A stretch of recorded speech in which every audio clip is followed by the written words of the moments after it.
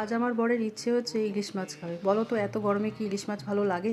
এত গরমে খেতেই ইচ্ছে করছে না, তো কি করা যাবে। গতকাল যেহেতু ইস্ট বেঙ্গল জিতেছে, এত বছর পর লিগ পেয়েছে, তার চ্যাম্পিয়ন হয়েছে, সেই আনন্দে উনি একটা গোটা ইলিশ মাছ নিয়ে এসেছে। তো আমি বললাম আজকেই ভালো লাগছে না, আজকে শুধু ভাজা করে রাখ। আর এখানে ছোটো মেয়ে যেহেতু ইলিশ মাছ খায় না, ওর জন্য এখানে আমি চিকেন বানাচ্ছি। আর ও বললো চিকেন ভাত দিয়ে খাবো না মা, একটু রাইস বানিয়ে দেবে, পোলাও বানিয়ে দেবে। তো এত গরমে আমি রান্নাঘরে মোটে 10 থেকে 15 মিনিটের বেশি দাঁড়াতে পারছি না বন্ধুরা, কি বলবো। তবে কি করা যাবে বলো, রান্না তো করতেই হবে, খেতেও হবে, না খেলে তো বাঁচতেও পারবো না আর দাঁড়াতেও পারবো না।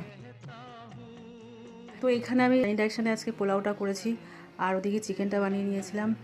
আর পোলাওটা আজকে আমি খুব লাইটই বানিয়েছিলাম, ঘিটা খুব কম দিয়েছি, একটু সাদা তেলই আজকে দিয়েছিলাম।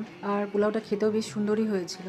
আর একটা কথা কি বলো তো বন্ধুরা, আমরা যারা একা সংসার করি না, তো আমাদের কি সব কিছু আমাদের করতেই হবে। রান্না বান্না বলো, ঘরে এভরিথিং যা যা কাজ থাকুক না কেন, ইচ্ছে হোক অনিচ্ছাকৃত হোক, শরীর ভালো লাগুক না লাগুক, তো আমাদের তো কোনো লোক নেই যে আমাদেরকে কেউ করে দেবে, বা করিয়েও তো লাভ নেই। হয়তো তুমি একটা সময় এমন আছে যে আমার শরীরটা খারাপ গেল, কেউ এসে তোমাকে একটু করে দিয়েছিল, বা ভালোবেসেই বলতে পারো। একটা সময় কি যখন তুমি শুনবে যে সে তোমাকে করিয়ে সে খোটা দিচ্ছে, সেটা কিন্তু আর নিতে পারবে না। ভিডিও ভালো লাগলে আমার ফেসবুক পেজটাকে ফলো করো, লাইক শেয়ার করো, কমেন্ট করো। সবাই ভালো থেকো, সুস্থ থেকো, টাটা।